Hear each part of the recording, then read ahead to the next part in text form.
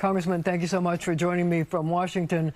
But before we get started on what's going on there, I wanted to talk to you about the person who had been the chairman of the Black Caucus in Washington before you became the head, and that was Charlie Rangel. And how do you remember him, and should our viewers remember him? Well, decorated war hero, dedicated public servant for over 40 years, serving the people of Harlem in the United States Congress, but serving the American people by passing groundbreaking legislation, the first African-American to serve as chairman of the Ways and Means Committee, and just a wonderful, wonderful policymaker. He's a mentor to me and to many. I had the distinct honor and privilege of serving with the Honorable Charles Rangel, and his vision for our nation was always inclusive, but at the core of it were the people of Harlem, the place of his birth, and he will be dearly missed. The CBC members are, all in remembrance mode of how he mentored them and the ways in which he, demonstrated to us the level of public service that we should all be striving for. I think we all have memories of Charlie Rangel, but the one thing I think we all appreciate about him is he never stopped fighting for the people of Harlem and the people of New York. Absolutely. He was the dean of the New York delegation for most of my tenure here. And so he will be dearly missed. He will be dearly missed and fondly remembered. His legacy will live on. So, Congresswoman, there's so much going on in Washington, but I wanted to start out by talking about the travel ban that President Trump has enacted that affects 12 countries and limits restrictions on people from 7 others. What do you think that means for the country and also for your constituents? Yeah, well, this is really a sequel. We've seen this with the Trump administration before in the first term with the Muslim ban. And that had a devastating impact on the people of the 9th District of New York. This ban covers many more nations, and we've estimated there are upward of 34,000 to 35,000 people within the 9th District alone that will be directly impacted, because we're talking about travel bans to the nations from their homes of origin. And, it's more of the compounding of the real disdain that Donald Trump has shown to communities of color, to nations of color. Many of the nations that are on this list, he referred to in his first term as countries, and he's acting on that. And it's really, truly unfortunate. I'm hoping that we will prevail in the courts against this ban as we did with the Muslim ban. Some people think that at this time when there's so much hatred and dissension in the country, that this can only add to it. I wonder what your concerns are. Absolutely. I mean, that has been the MO of this administration, sowing division, discord, and fear in the population, in the U.S. Population. And so to stigmatize these nations, many of whom are not designated terrorist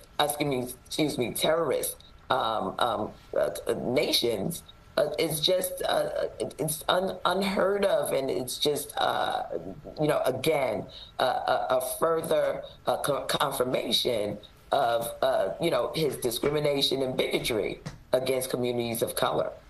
So, Congresswoman, everybody's talking about the big, beautiful bill that passed through the House, but now there's dissension between President Trump and one of his biggest supporters, Elon Musk. I wonder what you make of this back and forth, and how Elon Musk, who was trying to cut government, now says that the bill is horrible and, in his words, disgusting.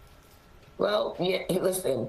It further confirms for many of us who voted against this bill. Remember, it only passed by 1 vote in the House of Representatives.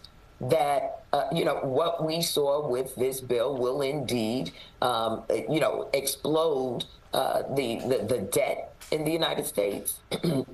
and let alone the draconian cuts that strike at the heart of the services that the American people need, that the safety net, that the compact that we have made with those Americans who are working class and struggling to make it every day, to have access to health care, to supplement the need for the food insecure in our country.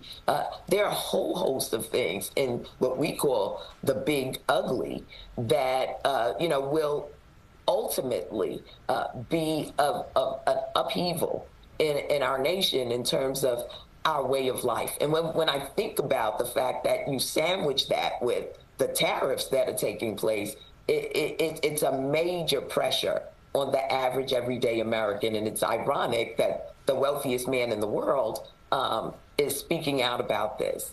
And I hope that others will begin to do the type of analysis of this big, ugly bill that ultimately upends civil society as we know it. So my question really is this: since this has to go through the reconciliation process with the Senate, and the Senate is going to send you what will probably be a different version of the bill you passed, will the dissension with Elon Musk possibly cause the Republicans to rethink their support for the bill, and is it possible that it might fail? Well, that remains to be seen. What I find ironic is that so many of our colleagues didn't even read the bill.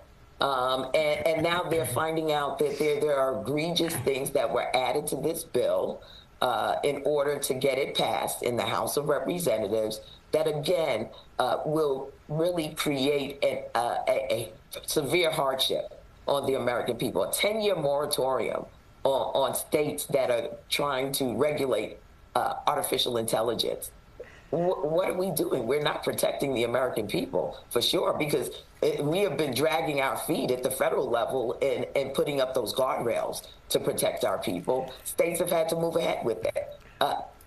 Deregulating the purchase of silencers on guns when we are in a period of time of great dissension in our nation, and guns have become the weapons of choice, given this right to bear arms that so many of my colleagues are enamored with. Now people can be gunned down without any ability to hear guns going off. It's just very upsetting that we're even at the point where this is a point of discussion in our interview.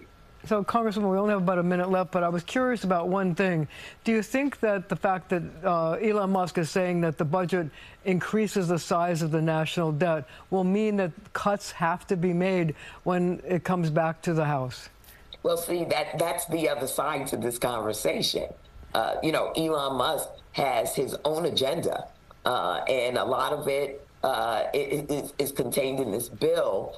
He ultimately wanted to see the shrinking of government, and by any means necessary, except when it comes to, of course, the tax credits and support to EVs that have been the path that we've been on as a nation to make sure that we can protect our environment by converting. And then at the end of the day, the cuts that they're talking about would, again, put the burden and the hardship on the American people. We already are having difficulty meeting the needs of the American people in an inflationary civil society and economy. So, that will, I believe, push some of our colleagues to rethink what they've passed. Well, Congresswoman, thank you so much for joining me. We're going to have to leave it right there for now, but we'll be right back.